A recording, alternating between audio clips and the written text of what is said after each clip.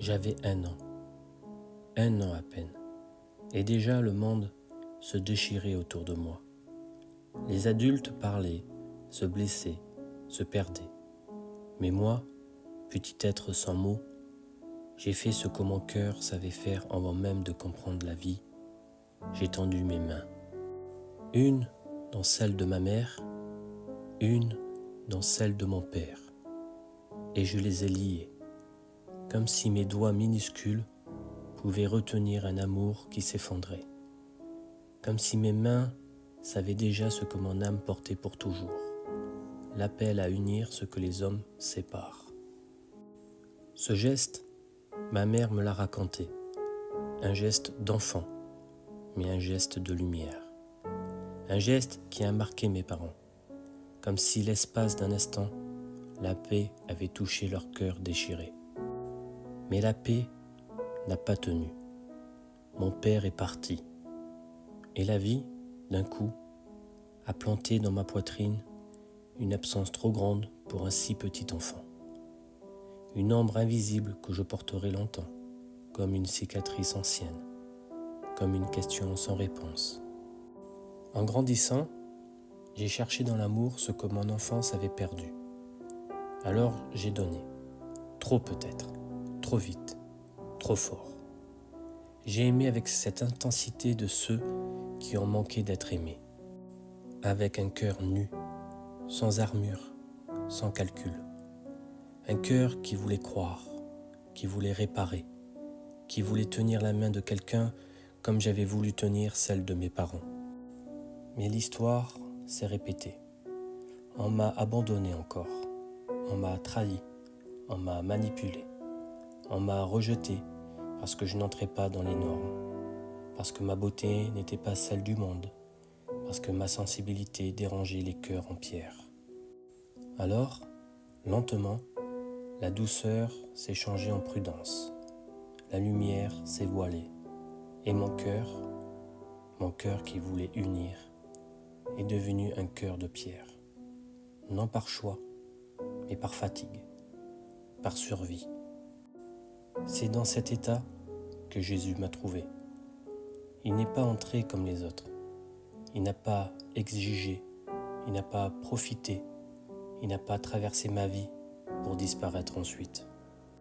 Non, il a marché dans mes ruines avec le respect d'un roi et la tendresse d'un père. Il a vu l'enfant de 1 an tenant 2 mains qui se lâchaient. Il a vu l'homme blessé, entendant un amour qui s'enfuyait. Il a vu mes cicatrices et il les a appelées par leur nom. Pas faiblesse, mais fidélité. Pas honte, mais vérité.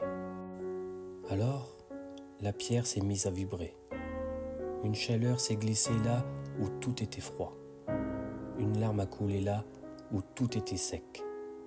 Une brèche s'est ouverte dans mon mur intérieur. Et par cette brèche, le Christ est entré comme une aurore. Il a pris ce cœur dur, pesant comme un rocher, et il l'a transformé en cœur de chair, en cœur vivant, en cœur qui respire. Aujourd'hui, je comprends enfin ce geste de mes 1 an, ce désir fou de relier, d'unir, d'empêcher les départs, de retenir l'amour. Ce n'était pas de la naïveté, c'était ma vocation, mon essence, la marque de Dieu sur moi.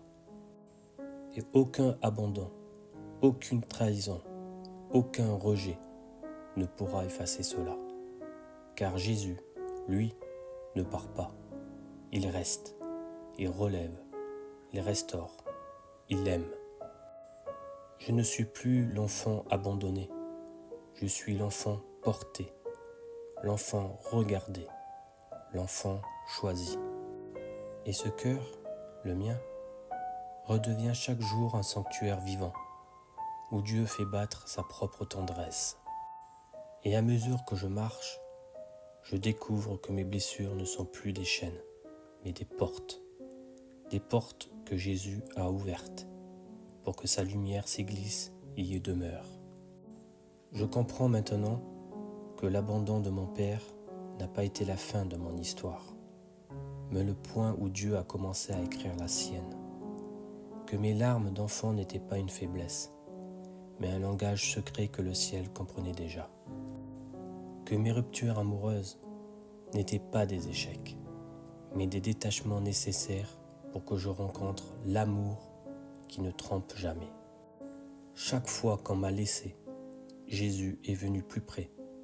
Chaque fois qu'on m'a brisé, il a recollé un morceau. Chaque fois qu'on m'a trahi, il m'a murmuré « Je suis fidèle ». Chaque fois que j'ai cru ne plus mériter l'amour, il a posé sa main sur mon cœur en disant « Tu es mon bien-aimé ».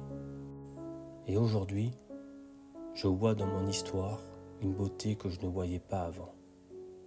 Les morceaux de moi que j'avais honte de montrer sont devenus des lieux de rencontre avec Dieu. Les cicatrices que je voulais cacher sont devenues des preuves de sa présence. Les moments où je pensais mourir intérieurement sont devenus des tombeaux vides, comme celui qu'il a laissé derrière lui au matin de la résurrection. Je ne cherche plus à être conforme au regard du monde. Je ne cherche plus à prouver que je suis digne d'être aimé. Je n'attends plus que quelqu'un reste pour sentir que j'existe. Car celui qui ne part jamais habite en moi. Et ce cœur, mon cœur, anciennement brisé, durci, abandonné, bat maintenant avec une force nouvelle, une force que je n'avais jamais connue.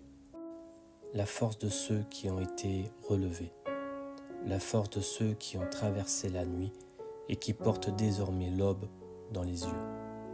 La force de ceux qui savent que rien, ni l'abandon, ni la trahison, ni la solitude ne peut vaincre un cœur que Jésus a touché.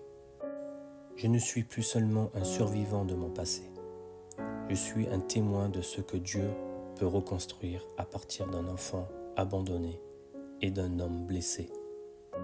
Je suis la preuve vivante que même les histoires fracturées peuvent devenir des chants, que même les cœurs de pierre peuvent redevenir des sources, que même les vies déchirées peuvent devenir des foyers de lumière. Et désormais, je marche non plus avec la peur du rejet, mais avec la certitude que l'amour véritable m'a enfin trouvé.